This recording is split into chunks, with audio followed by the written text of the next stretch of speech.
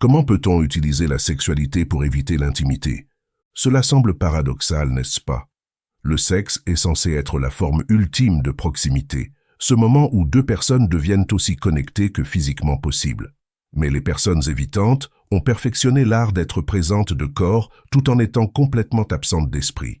Vous avez probablement vécu cela sans comprendre ce qui se passait. Vous êtes avec quelqu'un, partageant ce qui devrait être les moments les plus intimes possibles, pourtant, vous vous sentez plus seul que si vous étiez vraiment seul. Vous êtes physiquement connecté, mais émotionnellement à des kilomètres de distance. Votre corps est satisfait, mais votre âme se sent affamée. Ce n'est pas de l'intimité brisée, c'est de l'évitement stratégique déguisé en connexion. Ce n'est pas toujours conscient, mais cela suit des schémas clairs. Une personne évitante apprend tôt que l'intimité physique semble beaucoup plus sûre que l'intimité émotionnelle. Les corps peuvent se toucher sans que les cœurs aient besoin de s'ouvrir. Le plaisir peut être partagé sans que les sentiments soient révélés. Elle peut vous donner son corps tout en gardant son âme enfermée dans un coffre-fort auquel vous n'aurez jamais accès. Observez comment elle se comporte dans ces moments.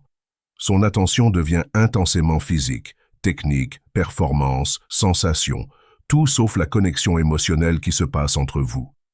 Elle est suffisamment présente pour participer, mais suffisamment absente pour rester protégée. C'est comme faire l'amour avec quelqu'un qui porte une armure émotionnelle invisible. Le timing révèle tout sur ses véritables intentions.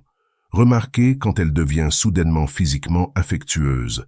Est-ce juste après que vous ayez essayé d'avoir une conversation profonde, quand vous avez été contrarié et avez besoin de réconfort émotionnel? Après une dispute quand une vraie résolution est nécessaire? L'intensité physique devient sa façon de faire dérailler l'intensité émotionnelle à chaque fois. Voici comment elle procède réellement. Quand vous essayez d'avoir des conversations sérieuses, elle commence à vous toucher, pas romantiquement, mais pour vous distraire.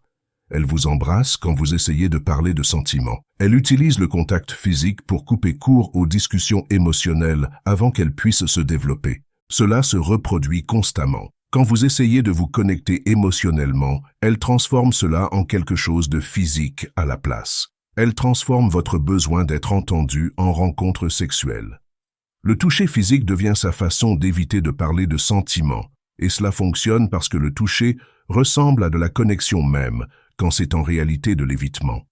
Le timing suit souvent son inconfort émotionnel. Quand l'intimité devient accablante, le sexe devient sa voie d'évasion. Après des conflits, quand la résolution semble trop vulnérable, la connexion physique semble gérable. Quand le réconfort émotionnel est nécessaire, elle offre du réconfort physique à la place parce que c'est ce qu'elle sait donner. Pendant l'acte sexuel lui-même, vous remarquerez qu'elle évite le contact visuel.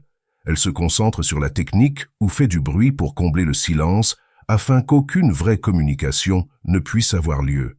Certaines parlent pendant l'amour, mais seulement de ce qui se passe physiquement. Jamais des sentiments ou de la connexion émotionnelle. Elle garde tout centré sur l'aspect physique pour éviter la vraie intimité. Si vous essayez de dire quelque chose d'émotionnellement intime pendant l'amour, elle augmentera l'intensité physique pour vous distraire ou rendre impossible le fait que vous puissiez parler. Elle empêche systématiquement toute connexion émotionnelle de se former, même pendant les moments physiquement les plus intimes. Juste après l'amour, elle crée de la distance immédiatement. Elle se retourne, se lève pour aller aux toilettes ou regarde son téléphone. Elle fait de la conversation décontractée sur des sujets sans rapport, le travail, les projets de demain, n'importe quoi, sauf ce qui vient de se passer entre vous. Elle travaille activement pour empêcher le lien émotionnel naturel qui suit l'intimité physique. Quand les câlins ou la conversation intime après l'amour sont tentés, elle trouve des excuses. Trop chaud, besoin d'eau, doit se lever tôt demain. Elle démantèle systématiquement la connexion émotionnelle que l'intimité physique crée, typiquement. Elle vous donne la libération physique, mais vous refuse l'éclat émotionnel qui suit. Quand vous essayez plus tard d'exprimer que quelque chose ne va pas, elle utilise le sexe contre vos préoccupations. Elle fait référence à l'activité sexuelle récente comme preuve de la santé de la relation. Elle utilise la satisfaction physique que vous avez reçue pour minimiser votre insatisfaction émotionnelle. Elle crée des situations où elle peut pointer vers la fréquence ou la qualité sexuelle comme évidence que la relation est saine. tout en ignorant complètement le vide émotionnel. Les statistiques sexuelles deviennent sa défense contre les critiques émotionnelles. Quand vous expliquez vous sentir déconnecté malgré l'intimité physique, elle vous fait sentir déraisonnable de vouloir plus. Mais voici ce qui se passe vraiment dans ces moments. Pendant que vous interprétez son attention physique comme du soin émotionnel, elle utilise en fait votre corps pour éviter de gérer votre cœur. Elle redirige votre besoin d'intimité émotionnelle vers de l'activité physique parce que c'est un territoire où elle se sent en contrôle. Elle peut performer physiquement sans avoir à être vulnérable émotionnellement. Les conséquences racontent la vraie histoire. Faites attention à ce qui se passe immédiatement après l'amour avec une personne évitante. Est-ce qu'elle vous attire plus près et veut parler? Semble-t-elle plus ouverte et connectée? Ou devient-elle encore plus distante qu'avant? La plupart des gens rapportent se sentir plus seuls après l'amour avec une personne évitante qu'ils ne l'étaient auparavant, et il y a une raison à cela. La proximité physique que vous venez de partager rend la distance émotionnelle encore plus prononcée. Vous venez d'être aussi proche que deux personnes peuvent l'être, ce qui rend son indisponibilité émotionnelle encore plus douloureuse. Vous lui avez donné accès à votre corps et votre vulnérabilité, mais elle ne vous a donné ni l'un ni l'autre en retour. Vous vous sentez utilisé parce que, dans un sens, vous l'avez été. Cela crée une immense confusion pour leur partenaire.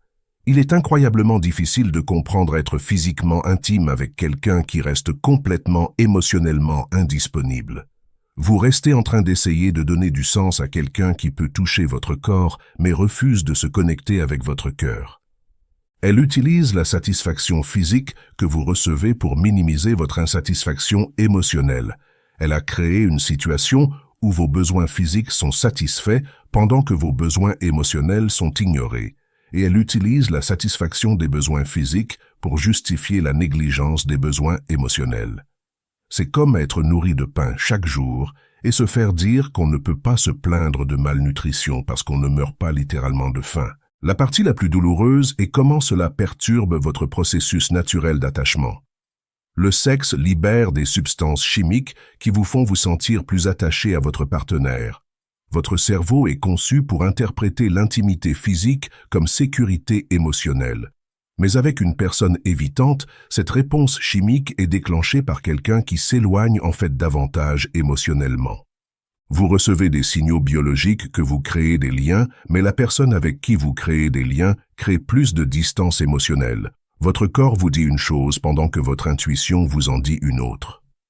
La tragédie est que les personnes évitantes désirent souvent l'intimité émotionnelle même qu'elles évitent à travers le sexe.